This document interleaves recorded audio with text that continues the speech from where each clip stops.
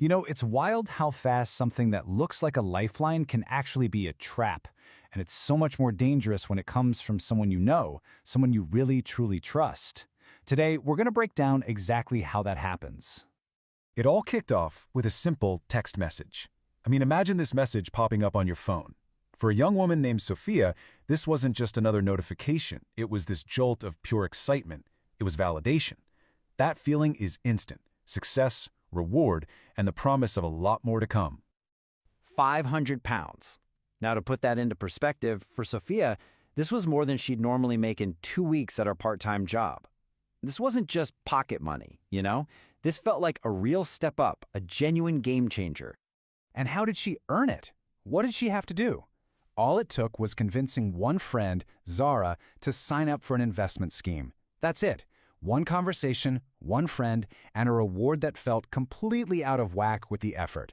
And that right there is the hook.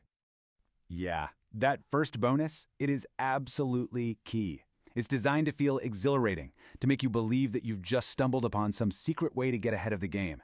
The money feels real, it feels earned, and it completely justifies taking that initial leap of faith. It is the perfect bait.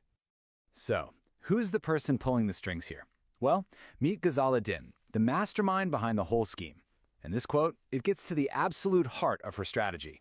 She understood that she wasn't selling some boring financial product with spreadsheets and risk factors. No, she was selling a dream, a story of a better life that people were just desperate to believe in.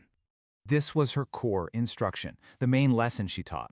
Ghazala explicitly told her recruiters that their greatest asset wasn't being a great salesperson, it was the trust they already had with their friends, their family, their neighbors. She was teaching them step by step how to weaponize their own relationships.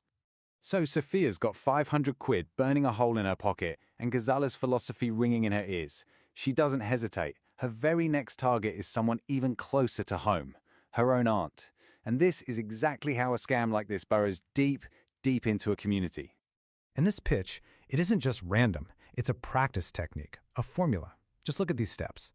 First, she makes it sound noble, like it's all for the good of people like us, for the community. Then comes the incredible, almost unbelievable return on investment. Next, she uses Ghazala's name like a stamp of local approval. And finally, the clincher. She provides her own proof. Look, I've invested and I'm already getting paid. Now, this was Aunt Ronnie's very first reaction, and her instincts were 100% right. That's that natural skepticism that's supposed to protect us.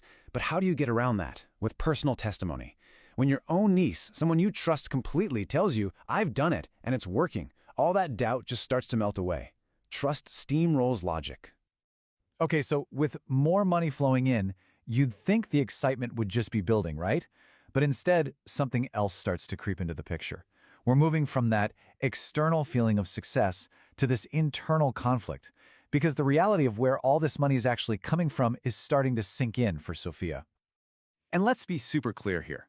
For the first few months, the scheme worked perfectly. The monthly payments were coming through like clockwork. Every little notification on someone's phone was just another piece of evidence that this whole thing was legitimate. This initial success is so critical. It smothers any doubt and makes everyone involved feel like a total genius. But here is the gut punch. Those initial investments weren't just spare cash people had lying around. Zara, her first recruit, had pawned her grandmother's gold bangles, family heirlooms. Her Aunt Ronnie had pulled everything from the modest savings she'd built up to expand her small catering business.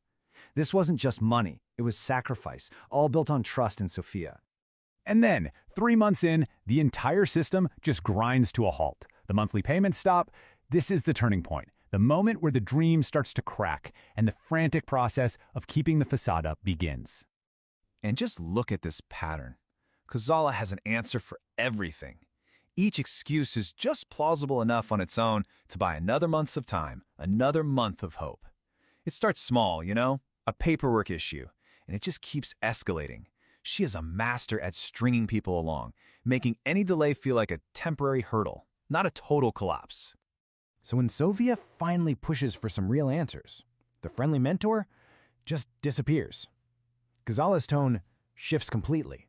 This is the mask slipping. It's no longer about community wealth. It's about control. The message is clear. Do your job, keep quiet. The threat is just hanging there, unspoken. So you might be wondering, Why didn't Sophia and the other recruiters just walk away? Well, because they were trapped. Walking away would mean admitting to their friends and family that they had led them into a scam. It would mean facing that shame, that guilt, head on. It was just easier, psychologically, to cling to the hope that Ghazala was telling the truth. And now we get to the fallout, because the money, that's just the beginning. The true cost of this scam wasn't measured in pounds. It was measured in broken relationships and shattered lives. The promise was an absolute dream, a massive £12,000 payout from a £3,000 investment. The reality was a nightmare. Savings gone, and even worse, the trust between family members completely destroyed. The gap between those two is just devastating. For Aunt Ronnie, this wasn't just a financial loss. It was a total collapse. It was the loss of her business, the damage to her hard-earned reputation, and the physical toll of all that stress. But the deepest wound?